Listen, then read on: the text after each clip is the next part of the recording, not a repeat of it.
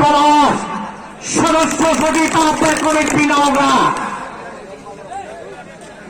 যুগ্ম আহ্বায়ক জেলা বিএনপি নওগাঁ।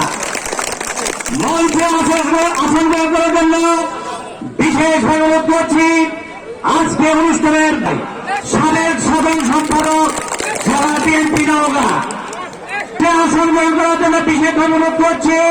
অনুষ্ঠানের বিশেষ অতিথি হিসেবে মঞ্চে আসন গ্রহণ করার জন্য সবিনয়ের অনুরোধ করছি জনাব মামুনুর রহমান রিপন, জেলা বিএনপি নওগাঁ। বিশেষ অতিথি হিসেবে আজকে আসন গ্রহণ করার জন্য সবিনয় করছি জনাব নাকিবুল্লাহ চৌধুরী, সাবেক সভাপতি নওগাঁ জেলা বিএনপি।